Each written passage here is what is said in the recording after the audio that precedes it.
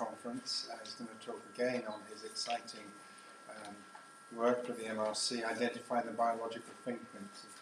Thank you, Steve. Well, thank you very much for getting me back here. So clearly I did something right last year. I'm still here today. I actually have, I'm not entirely sure how much time I have. I actually have a lot more data, but I thought I had 10 minutes. So I picked what I'm going to talk about, but if you're wanting to hear more, there are opportunity for showing that. So basically, our underlying hypothesis is that I'm quite glad to actually hear the speaker this morning agree with our approach of looking things in blood, because blood does flow everywhere. So there is some small chance that we can be able to identify some pattern of biological changes that we can identify in the blood. And that's what's the whole point about this project. Now, I come from an immunology background, so I have been focusing on the immunological pathway, but I'm going to show you something later on that may look slightly different. Now, so the aim is really just trying to, as we talk about CFS-ME can be a group of conditions with a lot of different potential heterogeneity. Our starting off hypothesis is that if we use a group of patients with Sjögren, maybe we can narrow down some of those heterogeneity and allow us to identify the fingerprint a little bit easier. So, of course, once we identify fingerprint, our intention is that to apply that into a model of CFS-ME. And so we are basically using primarily two particular methods. One is using a whole blood genome expression array, and the other one is serum protein profiling. Now, I'm going to show you about the gene expression array data today only, because last year I already presented on the serum profile experiment, which we are currently validating. So I could go through it again, but you know, there are more work to be done on that. Now, so this is basically what we did in terms of the gene expression analysis. Now, that may look more complicated than you think, but essentially what this graph really to show you is that we have explored all possibility to really examine the data in great detail.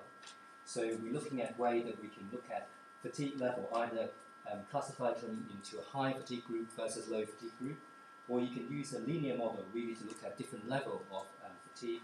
And then you're using, of course, looking at the typical way of looking at gene expression data, which is differential expression of the gene. We also look at some of the common hypotheses, people looking at type 1 equivalent signature, and we're also then looking at, basically looking at accounting for this confounding factor. We talk about issues such as pain, depression, anxiety, comorbidity, etc. And on top of that, apart from looking at single gene level, we're also looking at pathway. And then using these various things, we can then select the fatigue-associated features, and then we use a technique called machine learning to see whether we can identify some of these fatigue fingerprints. And then at the end, we're just trying to see how good this signature is in terms of identifying this particular fingerprint. Now, so unfortunately, we basically, if we're looking at the high fatigue versus low fatigue group, now, for those of you who may or may not be familiar with this volcano plot, which is a very standard way of presenting gene expression data, so the log fold is essentially determining how different the expression level between the high fatigue and low fatigue. So typically, we want at least two folds. So if it is presented in a log scale, it will be somewhere between 0.03. So you can see that there's very little gene that are differentially expressed in terms of more than two-fold in the level of expression. But perhaps what really the problem is actually this is the probability. So if you really want it to be something significant, you really want a minimum of 5% level of significance. So again, you really should be looking at a level of 3.3 in here. So there's nowhere near any genes that are differentially expressed at all. So if I were to present it along the same scale, like this plot, which is to focusing on Sjögren versus healthy control, which we do identify all the normal genes that we expect in a patient who has primary Sjögren syndrome. So suggesting that actually this group of patients are very typical of Sjögren is not because the way that we're selecting the patient, therefore we didn't see any differences. Now the other way we can look at to ensure that our data are genuine, because initially we were really surprised because we were expecting at least we should get some false positive results, because after all you're comparing something like 20,000 observations, so something got to be positive. So but if you're looking at this group, this is really looking at individual genes. So imagine there will be, generally speaking, we look at about 20,000 genes. Each gene would have several probes. So we're looking at something like 40,000 observation in here. So if you're looking at the people who've got high fatigue and low fatigue, you can see basically they all are lying along a similar level of expression, so they're really correlated to each other, so there's really very little difference. So we are absolutely certain that this sort of data is genuine.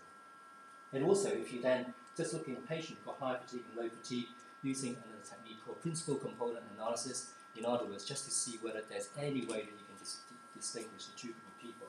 Again, you can see that the red dot are the high fatigue patient, and the blue dots are the low fatigue. You can see that there's really no particular pattern at all. Now, so if we're then looking at interferon signature, again, you can see no difference between the patient who've got high fatigue or low fatigue. So the fatigue score, sorry, I forgot to mention, although we look at high fatigue versus low fatigue, but if you were to looking at linear regression, the same results occur, and whatever cutoff that we want to do for high fatigue and low fatigue, you got exactly the same results as I showed you earlier. So if we're looking at the fatigue score, there's really no difference between those who've got an interferon active signature and an interferon negative signature. But as we expect in this group of patients who've got primary Sjogren's syndrome do have a higher level of interferon signature if they have active disease. Now, so in terms of differentially expressed gene, we are quite confident that we didn't identify any differentially expressed genes, certainly not at a single gene level.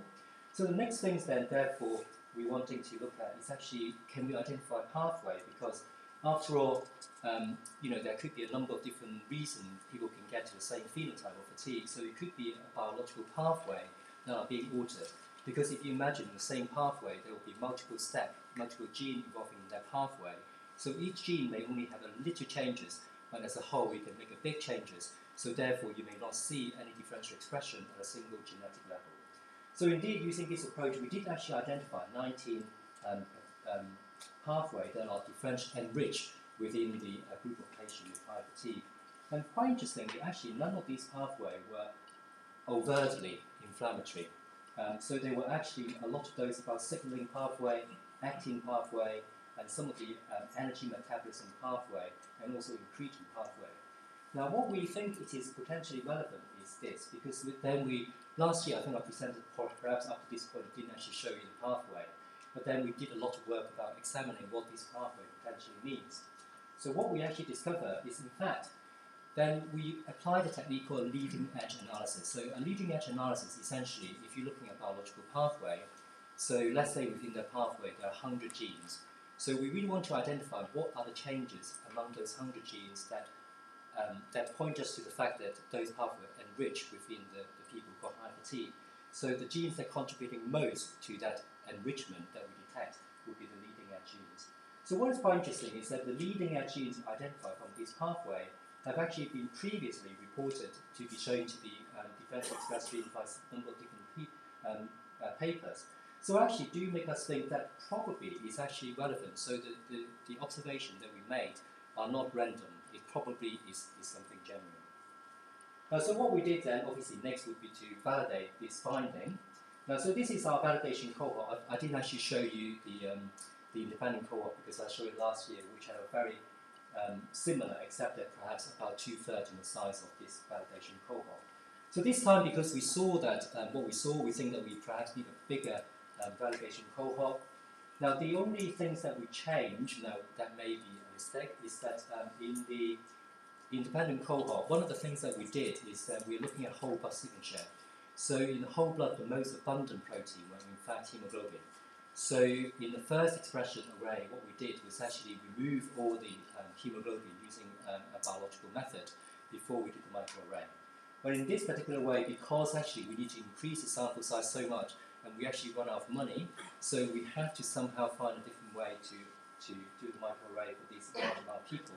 So we use another technology called globin reduction protocol, which is a way when you amplify the gene when you do the microarray, there's some way that you can reduce the amplification of the globin gene. So effectively, you are reducing the effect of the hemoglobin-related messenger RNA. There's also some potential advantage, of course, in terms of developing a later test. Using this technique is much more reproducible than having to go through an extra step in the lab. So it's not just purely about cost saving, there's also some other implication. And also, our view is that if you had to do it exactly the same as every experiment like that, you do actually wonder how applicable it is in real-life setting. So, however, in this time we again confirmed that we didn't see any differential expressed genes. So, at least I know that in the Sjogren-Murdoch model, we are not expect to see any differential expressed gene. I'm quite confident in that. When we do the gene set enrichment analysis, although we did identify the pathway, this time actually there is no direct overlap. So I'm afraid we are still analysing the data. But one of the things that would help us to actually thinking about this is comparing the two data sets. And I think that would be one of the issues that could be potentially important when people are looking at data. Now, first of all, with the data set 1, which is our initial discovery cohort, we were able to detect a lot more probes, which are essentially a lot more genes that we can identify. That is because we remove all the hemoglobin, so increasing the sensitivity of the assay. In data set 2, perhaps because we are not reducing the amount of inference from the hemoglobin, we're actually not detecting as many genes. Now, the result of it is actually the commonality between the two sets. You're no longer comparing the like with like. Perhaps most important, actually, in the leading edge genes, in the first cohort, we were able to identify 68 leading edge probes, and in the second set, there's only 58. And out of those, really, there's only 52 in common. And if we apply the same data set, actually, to the discovery cohort, we actually didn't find the same results. So therefore, I think this could be a potential problem about that. Now, the other thing that also makes us think about, and one of my colleagues who will present some of the data, is actually potential other reasons to explain the differences between the two. And of course, patients with Sjogren don't always just have Sjogren, as in the earlier discussion, they have other comorbidity. So the other thing is, could it be that actually the comorbidity also influences your gene signature? So in fact, my colleague is going to present some of the reason why we're looking at comorbidity in patients with Sjogren, so I'm not going to steal her thunder in here. But then the other thing that, of course, we also realise, and I'm sure everyone realises, is that the correlation between pain and depression and anxiety and fatigue, they are all often very highly correlated. So therefore, also make us think, can we really isolate fatigue to look at gene signature in fatigue alone without taking into other account?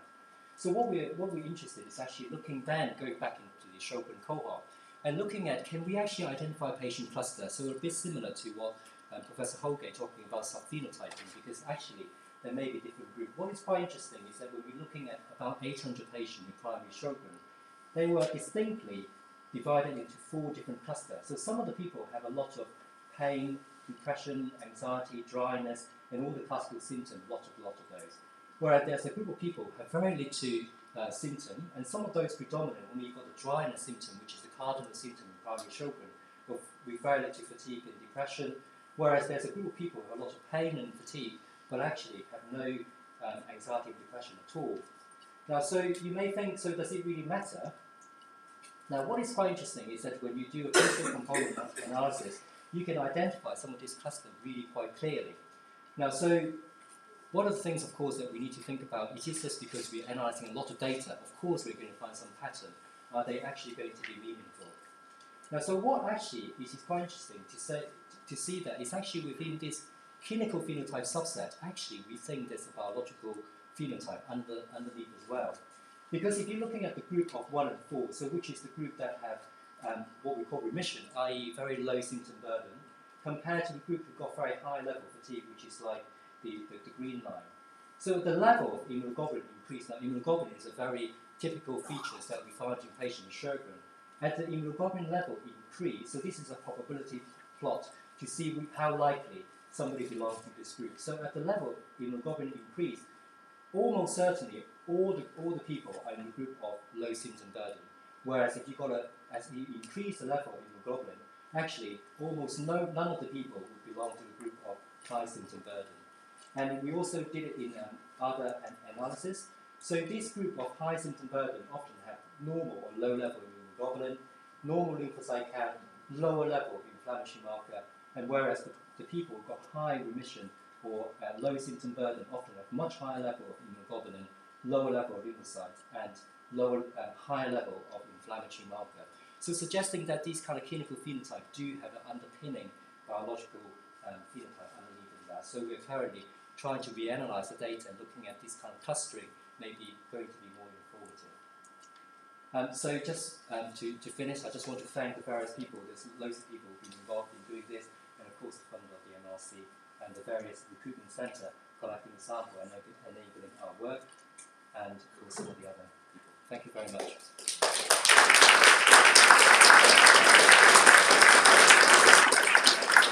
Thank you very much, Fai. That was terrific, and again we can put a few questions to you in a few minutes. We have a couple more talks to go. The next one is going to be an interesting one. It's going to be given by Alice Russell, who, as I said, is taking Carmen Pariente's place because he's ill at the moment. Yes. I guess you did the research, didn't you, really? Yeah, I'm sure you did. So, anyway, this is all about interferon alpha. You already heard this morning some talk about interferon and how it gives this fatigue and flu-like illness. And this is a lovely model that you've developed to actually explore some of the molecular signalling that may be involved in fatigue related to interferon administration. So thank you very much, Alice.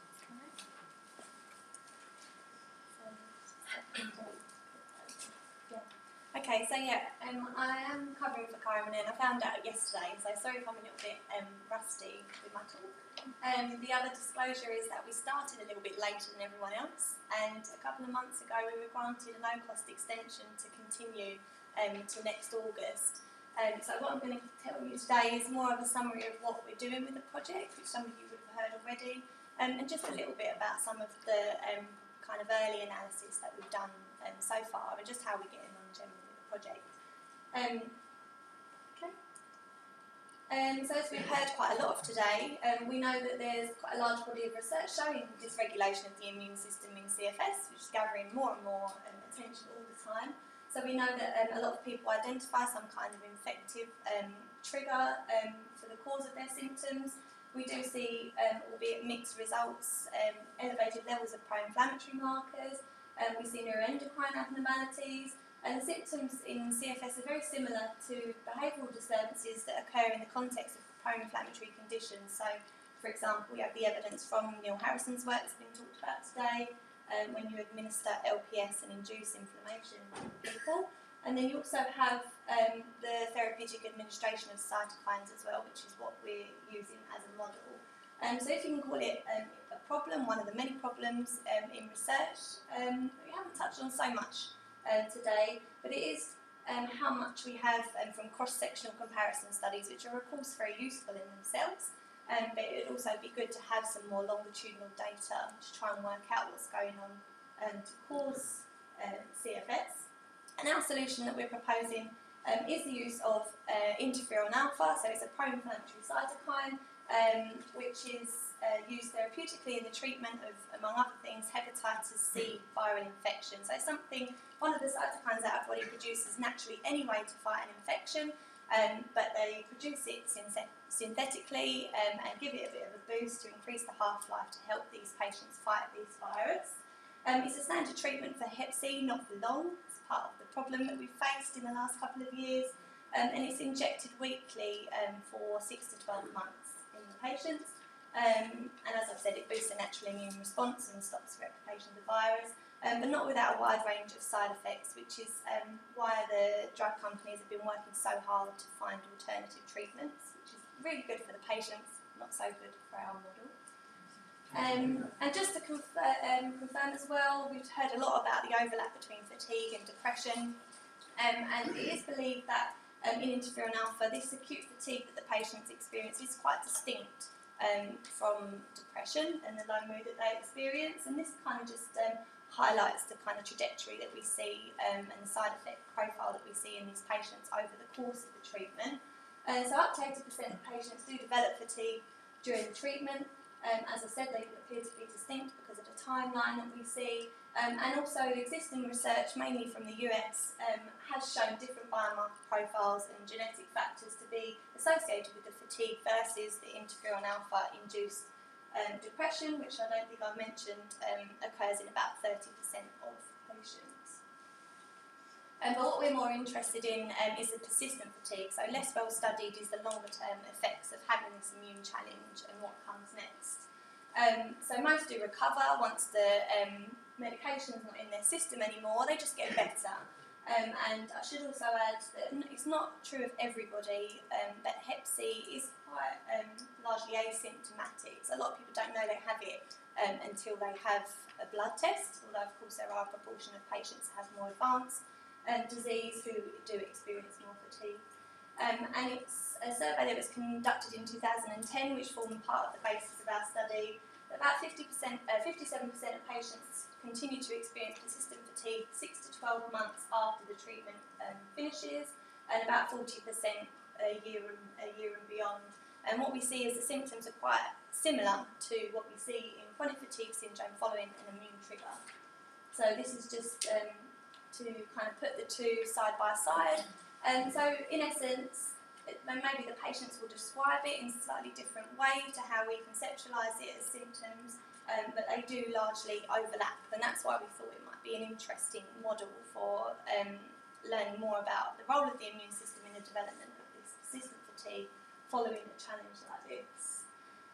So our aims were, or are, still, to use interferon alpha-induced persistent fatigue as a proxy model to understand how an exogenous inflammatory trigger leads to a pattern of biological and behavioural changes that are associated with persistent fatigue, even when that inflammatory stimulus is no longer present. So the meds aren't being administered anymore, they should be better, they're not better. And then we want to validate the model by comparing these Hep C patients who do experience this persistent fatigue with a sample of chronic fatigue syndrome patients and controls. So the first part of the study is the prospective cohort study, and what we were aiming for is 100 Hep C patients, and these are patients who are recruited from sites across London, teaching hospitals, and we see them at 6 time points. So we see them at baseline before their injection, then we see them monthly during the first 3 months, and then at the end of their treatment, and then 6 months post-treatment. And we expected about 50% of patients to be reporting persistent fatigue 6 months post-treatment, as we'd seen in the survey data. And then the second part, as I described, is a case control cross-sectional study comparing the Hep C fatigue with the CFS patients who we're recruiting from the unit at Map of the House, and also patients who have been referred over from the Royal Free Service in West London. We see them as a one-off visit comprising all the measures, as we do with the healthy volunteers as well, hoping to get 50 of those.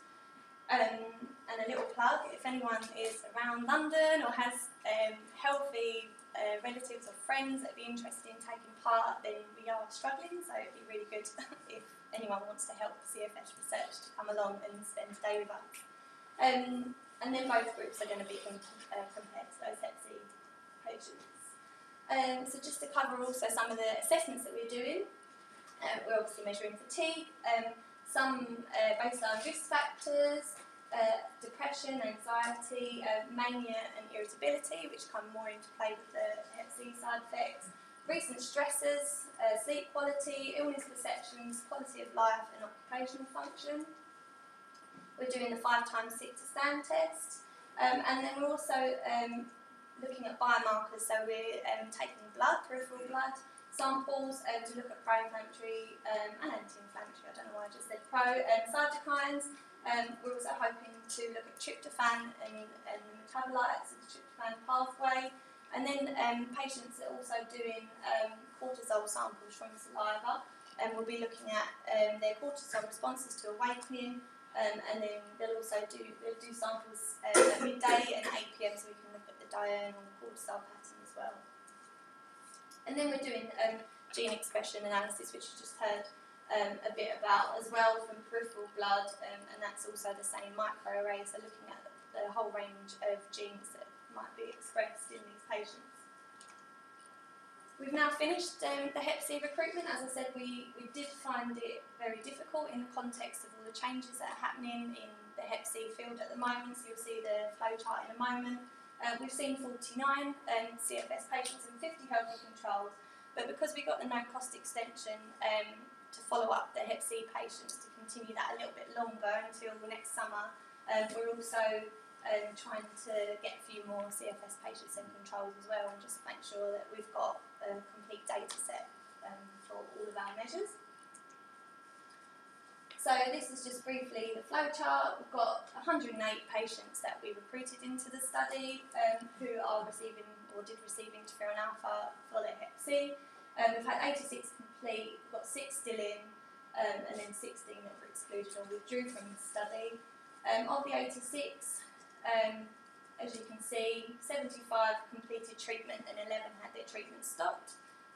So that would be for a variety of reasons. It wasn't safe to continue anymore, which obviously causes us problems as well if we're using the follow-up as the primary outcome measure. And then you can see that some were obviously lost to follow-up, so it's something that we're going to have to deal with and look into a bit more. And this is something that I did show last year, which I'm afraid I didn't get time to update, so I'm sorry to only show you the data from 25 patients for this. But one of the first things we wanted to look at generally for a poster that I presented last year was to look at how the trajectory basically of fatigue in these patients, the ones that ended up with this persistent fatigue versus the ones who recovered. And we did that using the Children Fatigue Questionnaire, and we assessed the levels at baseline, end of treatment, and then 6 months post, and then we compared them to see whose fatigue persisted and whose fatigue had what we call resolved, so either gone back to the same levels or even improved post-treatment. And what we found is that there were no difference between groups in fatigue scores pre-treatment, and then patients with persistent fatigue had higher fatigue levels at the end of treatment, and then that 3 of the 25 patients had a score of greater than 18 6 months post-treatment on the measure. So clinically relevant fatigue, or I'm not sure whether the correct phrase is. But yeah, so we were really interested mainly in the fact that they are very similar at baseline, so it's not just that these patients are more fatigued to begin with, it's something that's happening during treatment. So there's some kind of different reaction to this immune challenge between the two groups that seems to be driving the change, and that's what we're interested in finding out what that is. We've done some gene expression analysis, some early analysis on a smaller sample, just to try and understand a bit more about possible biological mechanisms driving that difference between groups. And as I said, we use packaging blood RNA tubes, that's peripheral blood, and measured that at baseline and treatment weeks 4, 12, and 24, and then used microarray analysis and pathway analysis to look at what was coming up. And from that, it's a very basic slide, sorry, but we did identify some possible predictors, so already differences in gene expression between the two groups. And we found that in those who went on to have this persistent fatigue, there was an increased immune inflammatory response to interferon alpha treatment. So it did echo what we saw from the clinical data previously. And then another thing we've looked at, as I said, is cortisol. So this is just quickly taken from my poster that I've got next door. But in a group of 11 hepatitis C fatigue patients and 19 CFS patients, we found that CFS patients had a significantly higher cortisol awakening response than Hep C fatigue patients. So what this graph depicts is how their cortisol levels changed using their awakening result as the baseline. So in the Hep C patients, compared to their first sample that they gave, the level of cortisol in their saliva went down, and in the chronic fatigue syndrome patients it went up. So just, I think people have mentioned it briefly, what you see in the chronic fatigue syndrome here, the way that it goes up and then starts to come down is actually much more normal. The Hep C result is very strange. It's something that we have to understand a lot more.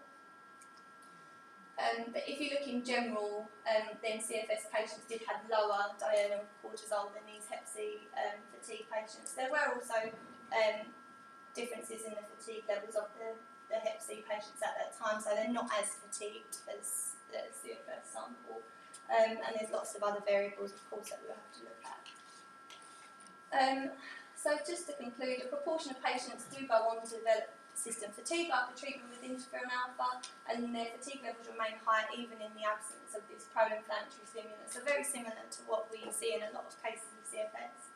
A number of these patients continue to experience very debilitating fatigue at higher levels than the general population, which is not necessarily typical, as I said, for these groups. And and then we have the differences in cortisol levels, as I mentioned, and just that early analysis seems that interferon alpha-treated patients do provide a potential basis on which to model the pathogenesis of CFS, and of course much more sophisticated stats to come. But yeah, thank you very much to everyone. Hopefully we will have some much more exciting results for you this time next year. Thank you.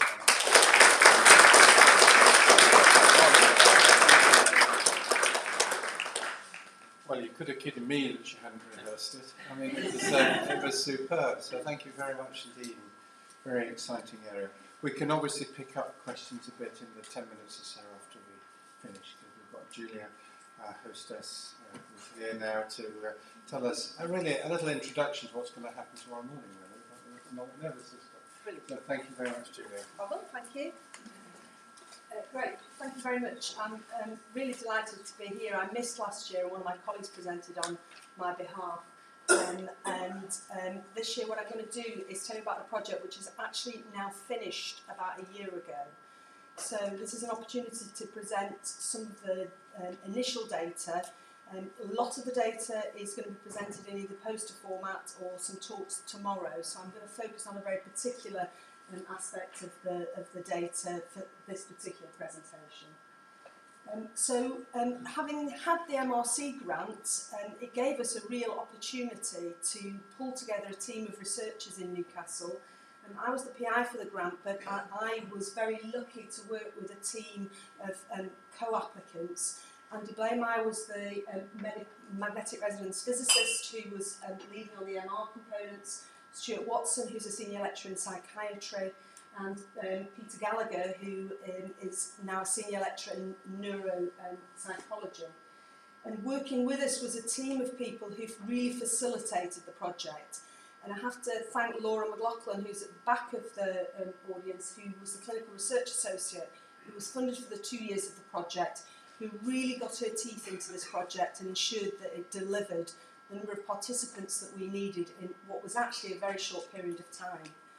So we finished the recruitment a year ago, and the hard work of doing the analysis has been ongoing since then, and that's been quite difficult without the luxury of having Laura still there to do it. So we're slowly but surely pulling together the data, and there are 2 papers under consideration at the moment out in journals, and I'm absolutely confident there will be more to come. But the purpose of today really is to illustrate to you the data that we have, and we're very collaborative in Newcastle, and if any of you see opportunities in the data that we've collected, then please do not hesitate to come and make contact with us. The MRC project also was aimed at, the call was aimed at catalysing research in this field, and I have to congratulate the MRC on that initiative and reassure them that the initiative did lead to the sorts of things that they really wanted to achieve with the call. And there are a number of things, opportunities that came our way as a result of the MRC project funding. And the top project is the project that I was leading on, and Fai's project is the second one. And Fai and I have worked very closely together to maximise the outputs from both of the projects as a result of the opportunities of having 2 in one sitting. At the moment, in terms of next steps from the My MRC project, we've got an MRC confident in concept application under consideration, which we very much hope will be successful.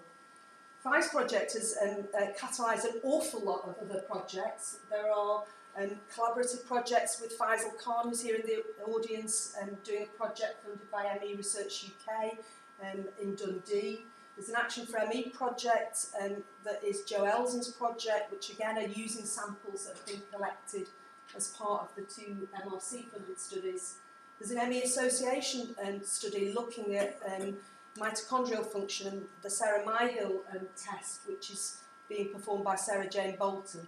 It's a whole range of different projects. We've also been lucky enough, as a result of being the centre that we are with the MRC funding, to have money from Action for ME, and that's gone on to result in an MRC PhD studentship and an awarded MRC Confident in Concept award. And the other Action for ME project has also subsequently gone on to be funded by the ME Association We've now finished that project and are now writing an HTA application on the basis of those two projects. And finally, ME Research UK have always been extremely generous to us and are now funding the next step of the MRC project. One of the concerns that people have raised to us has been how accessible was the large cohort study to those with more severe forms of ME. And what we're now trying to do is pilot some of the assessments that were done in the large cohort out in the homes of people with severe ME. And the experience of getting the ethical permission to do that project has been a task in itself. And if anybody ever wants to do a project with severe housebound or bedbound ME patients, then do seek advice from us first, because I wouldn't want others to suffer the same issues that we had to suffer to get ethical permission. So the MRC project, which is now finished, this is the original aims and objectives of that project, and we were really setting out to investigate the pathogenesis of autonomic dysfunction and chronic fatigue syndrome, and the relationship that autonomic dysfunction may have with cognitive impairment in CFS-ME. And to remind people who haven't seen what we set out to do, we originally wanted to stratify patients with CFS into those with and without an autonomic phenotype on the basis of a validated screening tool called the COMPASS questionnaire. We then set out to screen for psychiatric comorbidity using the DSM-4 criteria, and we only included participants who did not meet the criteria for a depressive illness. So this is a cohort of CFS patients without comorbid depression. Patients then had an hour's battery of neuropsychometric assessments, and they then subsequently had a full battery of autonomic assessments using continuous heart rate and blood pressure. You probably can't see the blue box very well, but patients also had baseline blood taken at quarter-hourly intervals for the morning, and then were subsequently given dexamethasone to take at home, and then subsequently came back to have bloods taken the following day, so a dexamethasone suppression test. And we've been subsequently using those measurements for a whole range of different assessments, but primarily plasma cortisol and inflammatory cytokines. Participants then went to have a brain MRI, and we used a whole range of different brain imaging modalities, including the development of a technique to have individuals performing an autonomic stressor during the MR. So we got them to perform a Valsalva manoeuvre while we were looking at cerebral blood flow. So we're able to look at differences in blood flow as well as baseline measurements. Participants also had a cardiac MRI using structural cardiac imaging, but also cardiac tagging. And we also developed a modality of imaging the liver during the Valsalva manoeuvre. And we used a Valsalva because that's known to drop your systemic blood pressure in a very standardised way. And so we wanted to look at what were the effects of both cerebral and liver volumes in response to those changes in systemic blood pressure. And then finally, if they weren't tired enough by the end of our protocol, they were by the time they got to visit 6, they also went to the medical physics department and had plasma volume, red cell mass, and a small group of patients had cardiac MIBG, and that data is presented tomorrow and is in poster form. So the strength of this cohort is that we had the opportunity to perform a whole range of different assessments in the same individual.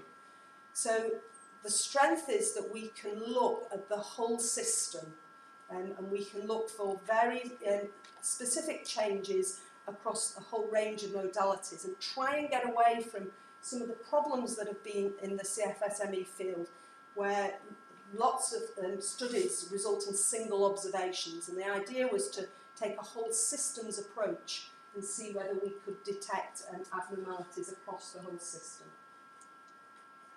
And so just to sort of reassure you, we recruited very well to this study. The intention was that we would get to 59 participants, and we achieved that.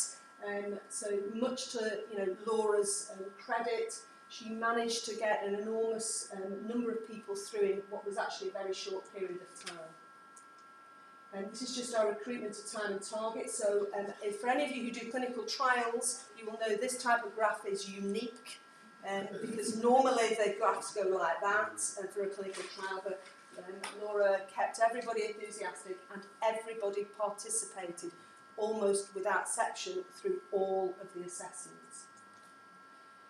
So I just wanted to, and I'll rattle through this, but I just wanted to highlight to you the specific area of work that is forming the basis of Laura's MD thesis, which is another very positive output from the MRC funding. And I wanted to just use this as an opportunity when we have so many eminent people in the room to ask us as a collaborative to consider whether or not we may need to have some uniformity about the diagnostic criteria that we in the UK use to diagnose CFS. So at the moment we've heard this morning about the Institute of Medicine criteria, which is the new criteria, which sounds as if there are benefits above and beyond the existing criteria. But one of the criticisms that patients raised with me during the process of recruiting to this study was why were we using the FACUDA criteria and why were we not using the Canadian criteria? And my response to that was because the FACUDA criteria is what are the inclusion criteria to come to the clinical service. But it did raise questions as to whether there were differences in some of the parameters that we were measuring between the various different criteria that were in existence. And it did make me begin to think, should we be actually, we've heard CFS used throughout all the talks today, but actually are we all studying exactly the same thing? Or are we actually, there's little nuances on the different type of patient group that we're studying? And it goes back to what Stephen said at the very beginning of the day, is if we're beginning to stratify patients and think about precision medicine, then what we have to be sure of is that are we all studying exactly the same thing? So these are the various different criteria that are of interest as we go through this next few slides, but there are multiple other diagnostic criteria out there.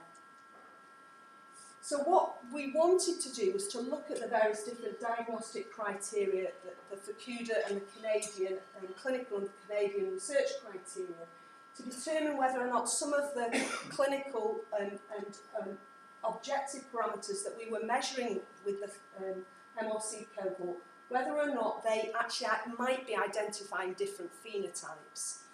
To be included in the study, you had to fulfil the FACUDA clinical criteria, so everybody was FACUDA. But what we did was that we spoke to Lenny Jason, who many of you will know from DePaul, who has a tool that allows you to differentiate between the various different diagnostic criteria that individuals will fulfil, and that's called the DePaul Symptom Questionnaire, or DSQ. It was developed by Lenny and his team over in Chicago. If ever you want to collaborate with anybody who is an absolute pleasure to collaborate with, I would commend Lenny Jason to you because he is just a gentleman. And essentially the DePaul questionnaire allows you to differentiate into the FACUDA criteria, the Canadian criteria from 2003 and the 2011 criteria. And it's a tool that was developed from the CFS symptom questionnaire and has been validated as being reliable and reproducible. I won't go through for this audience the various differences between the criteria, but if anybody wants to know more about it, then I'd happily talk to them outside this session. And essentially it's a tool that captures information and ultimately tells you which different criteria people fulfil.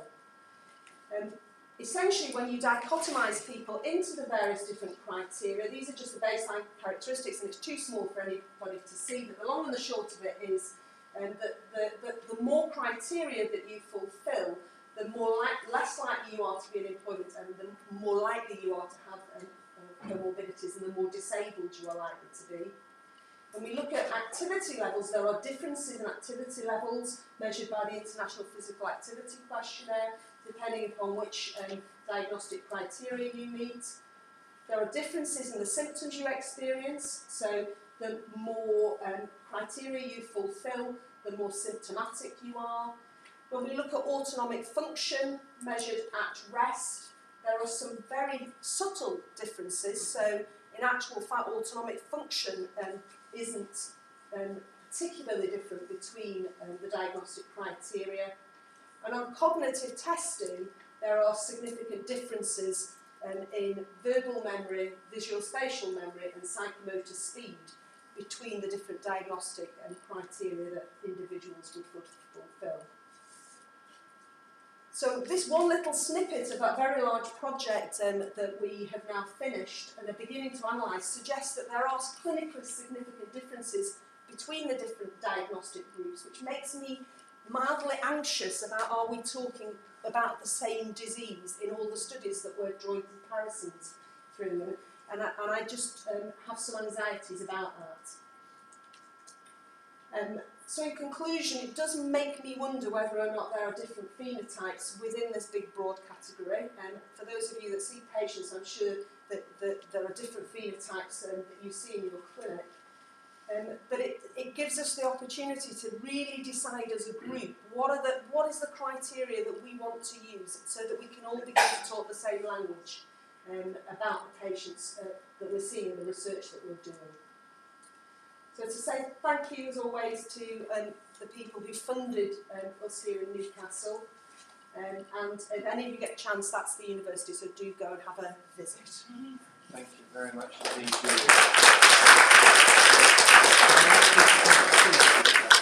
ask the presenters to come up just for 5 or 10 minutes, 5 minutes of questions. We're not going to... This morning's presenters. Sorry? And this morning's presenters. Yeah, and this morning's presenters to come up just for a quick period of discussion.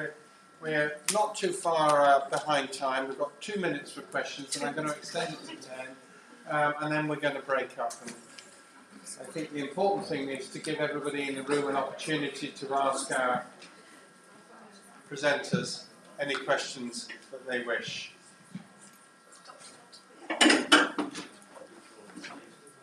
Dr. Montoya, it'd be lovely to have you up if you're okay to join us just for a few minutes, and then we'll let you have a nice relaxing time. Good, well here we are, we've got these wonderful people who presented such beautiful talks today. It's your opportunity if you wanted to make some comments or ask some questions. Yes, please, ma'am. There's a microphone over here. Mary Jane, if you could, yeah.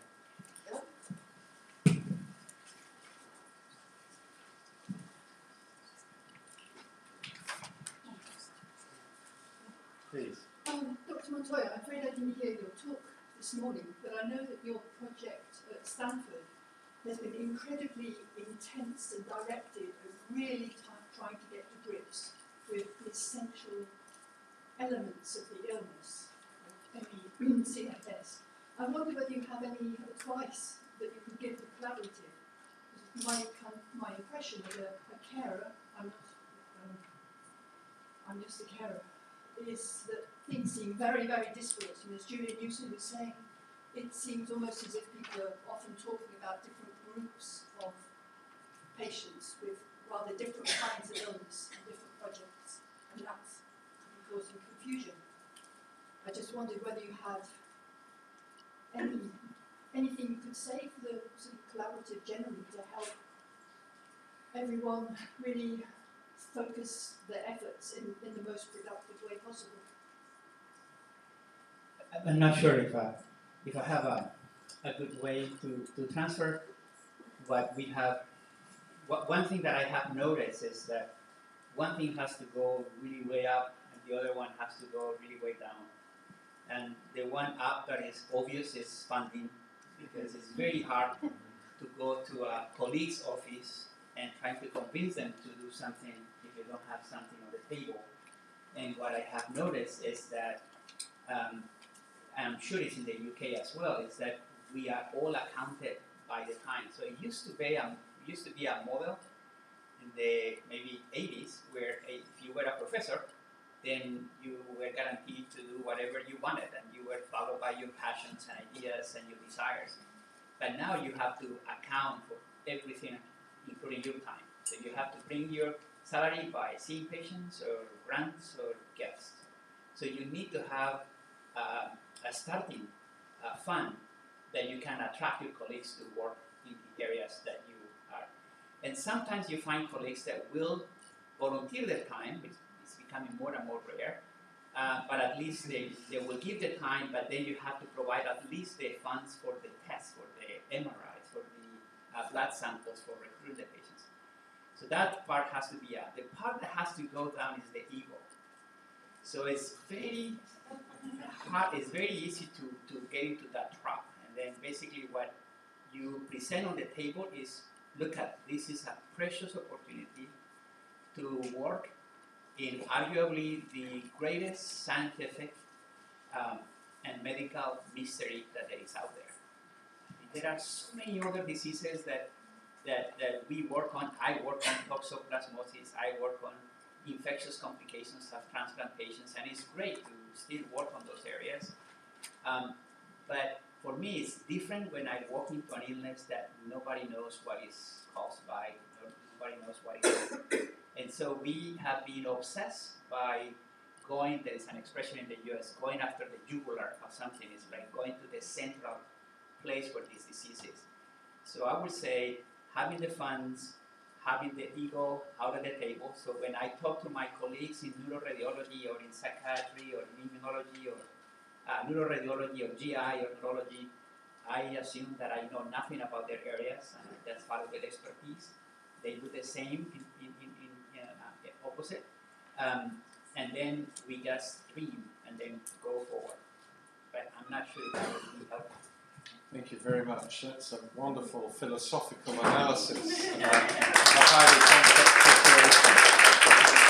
And of course, although you didn't hear my opening comments either, I think if we're going to move for this into this area properly, we've got to work as a country, not as individuals. And secondly, we've got to agree common ways of doing things, so that when we do collect data in different centres, that we can cross-interpret each other's data that we collect. And so I have some suggestions which I shall be talking about when we close the conference tomorrow about how we do that.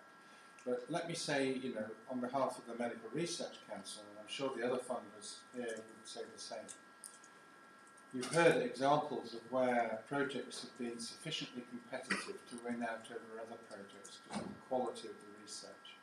I have no doubts that the people in this room and some people who are not here do have the ability to put a quality application together to receive substantial funding to support this area.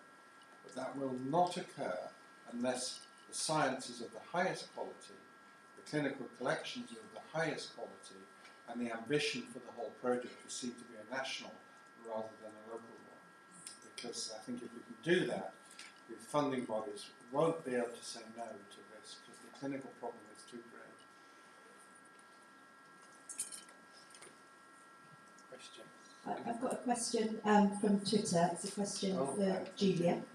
Research seems to suggest patients have problems with blood pressure and possibly blood vessels. Could EPO be used to get more oxygen to the brain and muscle cells? It increases the number of red blood cells and is used by endurance athletes such as cyclists to gain an illegal advantage. So this is erythropoietin and Armstrong. Yeah, so actually when we measured red cell mass, the red cell mass itself wasn't significantly different between CFS patients compared to controls. So we've 59 red cell measurements, so it would be red cell mass that would be influenced by EPO, and the fact it's no different between controls and HCG suggests it probably wouldn't be effective. I'll talk about tomorrow is the fact that overall plasma volume appears to be lower in CFS patients compared to controls. And there is some anecdotal evidence that intravenous boluses of fluid make people feel better, and that's the basis of our confidence and concept applications, to actually look at whether or not giving people intravenous boluses of fluid might make their cardiac function better. Well, keep your powder dry now. Oh, yes, don't spoil yeah, no, don't spoil tomorrow. So we'll come and listen to that. But, thank you. Do we have any other comments, or do I detect some receptor internalisation? I think we've had a magnificent day today to launch this second year's conference, and I'd just like to say a big thank you not only to the speakers who have been great, but also the poster presenters. And the posters will be up for us to look at them again tomorrow, so come and have a look at the posters. They've been beautifully presented. And I'd like to thank you very much indeed, really, for asking really very pertinent questions and for joining us for what's been a really exciting day. I think now, are you going to tell us some nice housekeeping things? I can do. Yeah, I think that would be good. Thank you very much, Sonia. Thank you all very much.